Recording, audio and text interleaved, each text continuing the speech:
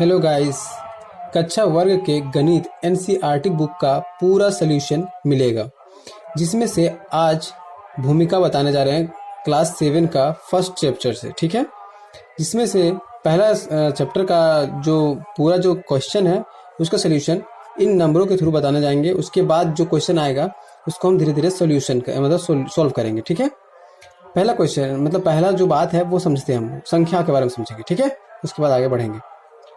पहला प्राकृतिक संख्या यानी कि नेचुरल नंबर। कैसा नंबर? Natural number.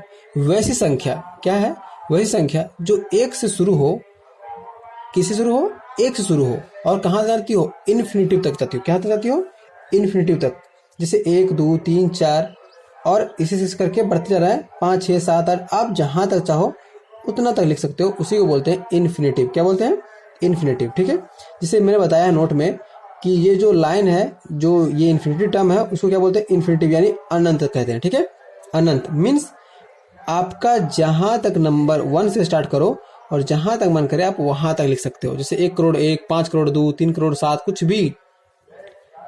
पूर्ण संख्या, पूर्ण यानी कि होल नंबर, पूरा कंप्लीट हो उसे बोलते हैं होल नंबर, जिससे स्टार्ट होता है 0 से। ठीक है, वैसी संख्या जो 0 से आरंभ हो यानी शुरू हो। ठीक है, उसे बोलेंगे होल नंबर। जैसे कि देख सकते हैं आप, एक ग्राफ बनाया मैंने और उसमें 0 से बताया, जो 0 से स्टार्ट हो और 1 2 करके ऐसे बढ़ते जाए यानी प्लस तक जाते हो, है ना। ये राइट तरफ जाता हो और ये लेफ्ट। तो जो राइट तरफ जा रहा है, राइट वो 0 से स्टार्ट करके राइट तरफ जा रहा है, उसे बोलेंगे होल नंबर। ठीक है, इधर माइनस तरफ नहीं, जो 0 से करके राइट तरफ जा रहा हो। ठीक है, उसे बोलेंगे होल नंबर और ये भी इन्फिनिटिव टर्म तक जाता है। क्लियर है? आगे बढ़ते हैं। तीसरा नंबर में है पूर्णांक यानी कि इंटीजर्स। वैसी संख्या जो माइनस ऋणात्मक इन्फिनिटिव यानी अनंत तक से शुरू होती हो और प्लस इन्फिनिटिव अनंत तक जाती हो। क्लियर है? वैसी संख्या पूर्णांक हम उसे बोलते हैं, इंटीजर हम उसे बोलते हैं जो माइनस इन्फिनिटिव से आरंभ हो, यानी देख सकते हैं यहाँ पे माइनस इन्फिनिटिव से आरंभ हो और बीच में क्या हो? होल नंबर हो और ये क्या हो? प्लस इन्फिनिटिव हो, है ना। प्लस इन्फिनिटिव हो तो प्लस तक जाती हो, माइनस से लेके प्लस तक जाती हो, उसे क्या बोलेंगे हम? पूर्णांक। पूर्णांक में ये पूर्ण संख्या और प्राकृतिक संख्या दोनों जुड़े होते हैं, जिसे समझाते हैं। ये जो 1 से कोई डिजिट स्टार्ट हो रहा है तो हम क्या बोलेंगे? प्राकृतिक संख्या बोलते थे। जो 1 से शुरू हो उसे क्या बोलेंगे? प्राकृतिक संख्या। तो यहाँ 1 से आरंभ हो रहा है और इन्फिनिटी टर्म तक तो जा ही रहा है। और दूसरी बात, होल संख्या जो 0 से आरंभ हो और प्लस इन्फिनिटी टर्म तक जाए, यानी कि दोनों सेटिस्फाई कर रहे हैं। किसमें? ये पूर्णांक में।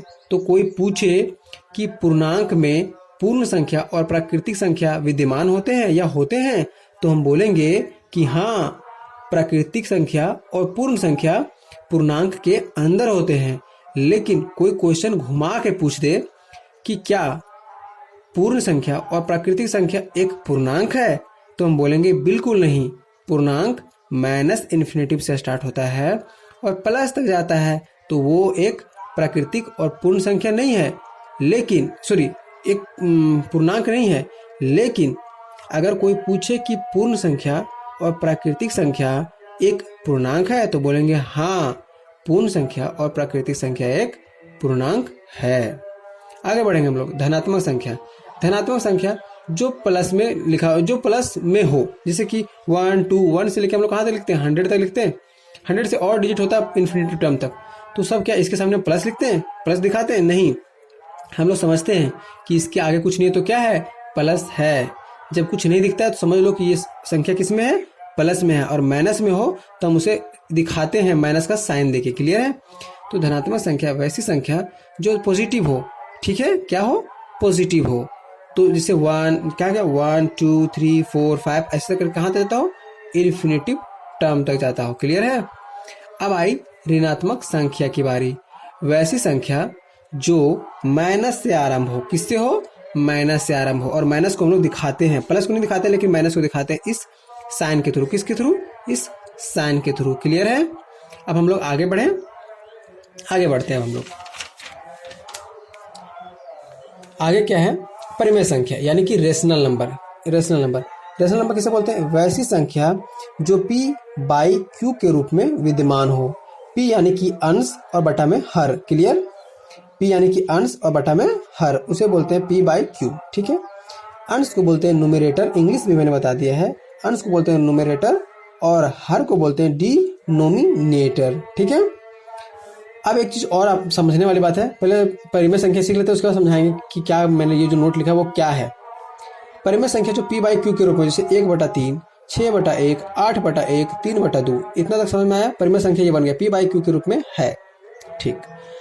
अब कोई पूछे कि प्राकृतिक संख्या एक परिमेय संख्या है, तो बोलेंगे बिल्कुल है। जैसे समझाते हैं, समझ करो मैंने 5 लिखा तो एक प्राकृतिक संख्या है। 1 2 3 4 5 होता है ना, तो 5 एक प्राकृतिक संख्या है। बटा में कुछ नहीं तो 1 डाल दिया, तो ये परिमेय संख्या बना, p और बाई क्यू के रूप में आया। ये p और बाई क्यू के रूप में तो दिख रहा है, ये मुझे तो साफ साफ दिख रहा है कि p बाई क्यू के रूप में है। तो बोलेंगे हाँ, प्राकृतिक संख्या एक परिमेय संख्या होती है। क्लियर है? अब सीखेंगे अपरिमेय संख्या। अपरिमेय संख्या उसे बोलते हैं जिसको आसानी से हम तोड़ नहीं सकते और आसानी से विभाजित नहीं कर सकते। अगर विभाजित हम करेंगे तो दशमलव को बोलते हैं पॉइंट। क्या बोलते हैं? दशमलव को बोलते हैं पॉइंट। वो जो डिजिट आएगा वो मेरा पॉइंट में आएगा। क्लियर है? इसीलिए से √3 को अगर हम निकालेंगे 1.73 समथिंग कुछ होता है। √7 को निकालेंगे वो भी पॉइंट में आता है। √11 को निकालेंगे वो भी पॉइंट में होता है। और √2 को जो निकालेंगे वो भी मेरा पॉइंट में ही आएगा।